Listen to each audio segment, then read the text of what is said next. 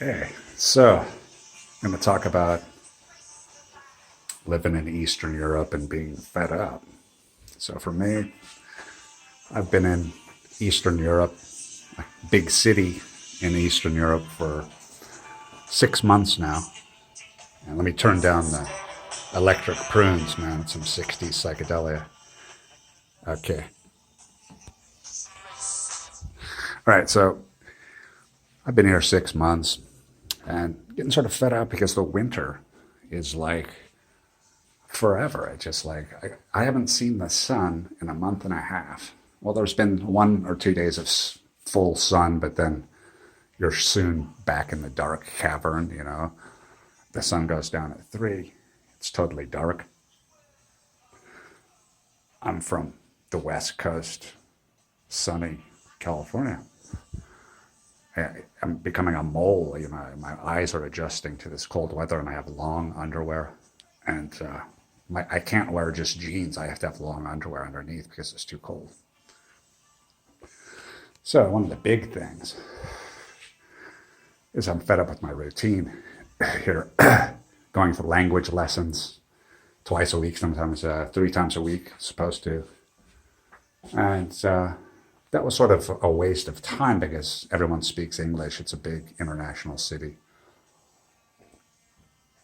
And my big beef is I was supposed to take these classes for a resident permit. It was a requirement, and I had to provide a attendance record from the school and give it to the immigration department for my residence visa application. Didn't matter anyway, because in July they changed all the laws about residence permits, and that's when I arrived.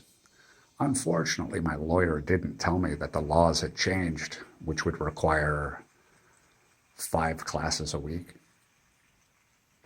I had already put in a Polish bank, I had already put in $20,000. Those requirements were initially 3 classes per week, attendance record, health insurance in this country, a health insurance policy, deposit in a bank here, $20,000 to prove that you have enough income to last for this year-long temporary residence permit. So I put $20,000 in a bank here. And in addition to that, you'd have copies of your passport and all of your documents, your lease document. You have to prove that you're renting an apartment for a year. So my landlord gave me the copy in Polish, and I had to scan that and put it online for the immigration department, and paid my lawyer around $1,500. I had to buy 18 months of language classes, and these were supposed to be 3 times a week minimum. And then you get your residence permit, you prove that you've paid for 18 months of classes. So that's, a year and a half. And so I started this process, started collecting the documents in July, and paid my lawyer. And she had known that the law had changed, and there was probably little chance of getting this residence permit because you have to have 5 classes a week. And she was already appealing other clients' cases where they got their residence permit rejected because they were only taking 3 classes a week, and the new requirement was 5 classes a week. So it's a big hassle. But she just assumed that she could appeal mine later, appeal my visa rejection later on. But she didn't tell me this. So, fast forward from July to January, the end of January, and the immigration department rejects my application for a residence visa because I wasn't taking 5 language classes a week. I wasn't going to school 5 times a week. They changed the laws. They, increased the required classes. So my lawyer said, oh, well, we can appeal this.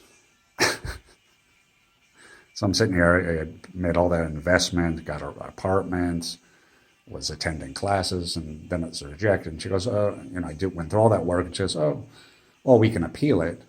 And I was assuming that it wouldn't be that much to appeal it. And no, it's a $750, so that would be over $2,000 total that I would pay my lawyer. So it was also entail I'd have to buy 2 more classes per week, and this would have to be at least 12 months. So that would be another, I would say, 2,000, around 15, another $1,500 I'd have to pay to the school for 18 months of classes. And I'd have to get another attendance record showing that I was attending class 5 times a week. Learning a language that after a year, I probably won't use anyway, because the residence permit only lasts 12 months. What am I going to do? Continue to be a perpetual student here? I mean, I don't really plan to. I don't like this city that much. So I said I refuse. I'm not to continue this process. I'm not going to do it. And so I'm thinking, I told the lawyer I don't want to appeal it. It would cost me a total of probably, and let's add up everything, that would be 2010 more dollars. Plus I'd probably have to, for the lawyer, and plus I'd probably have to deposit another like $10,000 in the bank account here. Basically it's a checking account or a debit account. I'll be losing money. So that's a lot more money. So I can possibly get this residence visa. And so all that money's sitting in a bank here, and that could be earning a lot of dividends in the stock market and in stocks, bonds, mutual funds back in the United States. I'm like, oh my God. So eventually I just said I refuse the process. And I sort of I refuse to continue this process. And I thought, well, then I have to split within 2 months. I mean, I've been here longer than I should on just an application visa, residence card application stamp in my passport saying that I'm in the process. And I said, well, and I was sort of panicking. Then I finally asked my lawyer. She won't communicate by phone, only by email. I email her, the lawyer, and she says, how long do I have legally I can stay in this country now, since the residence visa the application was rejected. I mean, how long can I stay in the country now? Legally, she said something like 6 more months. I'm going, how can that be? And, maybe she's wrong. She was wrong about other things. I assume she knew that the probability of getting this residence permit was very low, considering that they had changed the law in July of last year. How does she think that this appeal is going to actually get me the residence visa? So I said, oh, I'm just going to leave the country. And how long do I have legally to stay? I still have 6 months left on my apartment lease.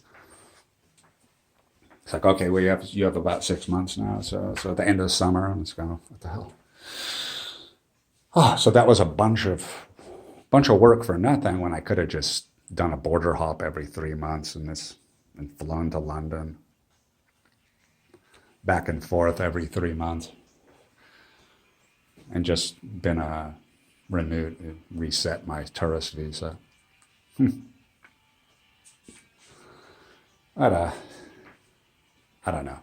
Another thing about this city I don't really like is it's very woke. It's very much like being in the United States.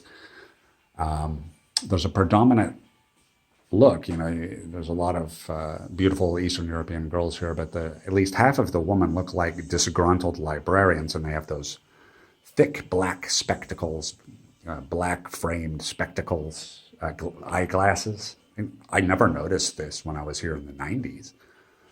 And they all look like disgruntled, sort of asexual librarians, and they're always dour and frowning. And then, of course, when you see the beautiful girls that look like they're appreciative of men looking at them. They're not the nationals here. They're people, they're immigrants from another country. So you can always tell the difference between the locals and the foreigners is amongst the women is the locals woman have this sort of woke, angry, feminist look. All right, so I don't know what happened to this country, but former Soviet country, and then you have the religion, it's a Slavic country, and then you have the European Union now, and a lot has changed here. So I don't know. Some people like it here, I guess. I guess if you're younger, it seems interesting, but just a concrete jungle. Anyways, that's my rant for today. Sometimes things just don't go as planned, but I'm saving money because it's about 60% cheaper than living in a major American city. So anyways, that's my rant for today. If you want to know any more about this country I'm living in, or any of my books, book reviews, and experiences as an American nomad in Eastern Europe and other European countries, write a comment below. I'll make a video on it.